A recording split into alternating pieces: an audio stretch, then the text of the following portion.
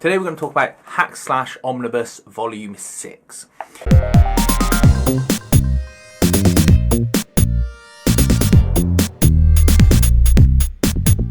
Hack Slash Omnibus Volume 6 is from Tim Seeley.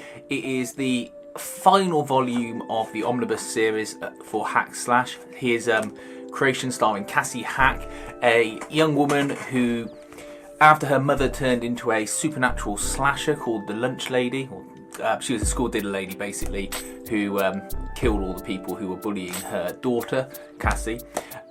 She goes off with her friend Vlad, a deformed chap, killing other slashers across the country. And it turns out, as you find out from volumes 1 to 5 of the Omnibus, that these killers are supernatural.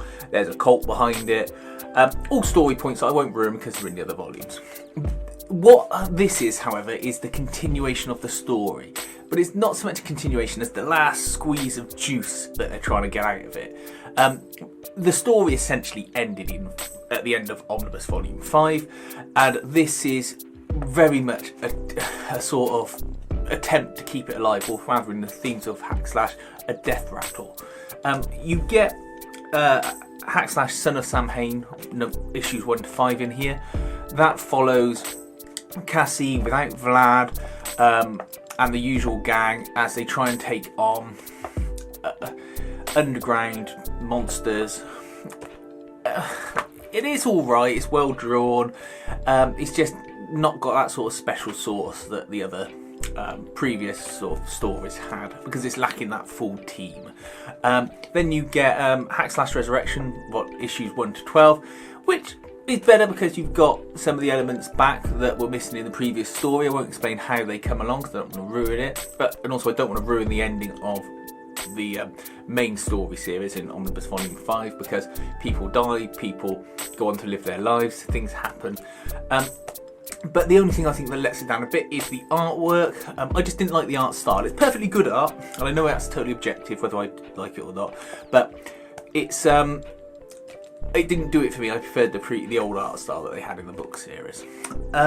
You get a Nailbiter crossover. You get what's it called? Me Without You, which is a story of Cassie dealing with a loss. Vampirella turns up in this, but they write her really softly, and she's very dopey, and I didn't like it that much. It was fun to see her in there, and the art was good in the story, but I just didn't like the way they wrote her. But it was, it's interesting to see her in there.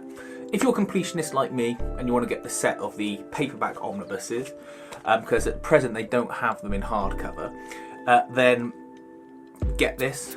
Should be going for a reasonable price. Recently they had all of these on a humble bundle not so long ago, all of the omnibuses. Now if you want to wait, they are releasing the omnibuses in deluxe format, which I think is a mistake. They should have just released them in an omnibus format, obviously the same size as the deluxe format, but essentially collecting 2 of the omnibuses in one hardcover. Then I'd be more interested in buying the copies. I'm not going to buy the hardcover deluxe formats because they're essentially just a retread of what they've already put out, just in a bigger format, and they're not really offering anything extra to me, unless the price drops quite low for them. I mean, if that's the case, then I might look at it. I might look at sort of upgrading my collection, but not at the moment. Let me know what you think of the story. Do you feel that this was just a sort of step too far, trying to drag the story out? I think it was. Do you think that the direction they took her character in this book was worth it? Is it something you were looking at getting? Please feel free to give us a thumbs up, a like and a subscribe, and thanks for watching.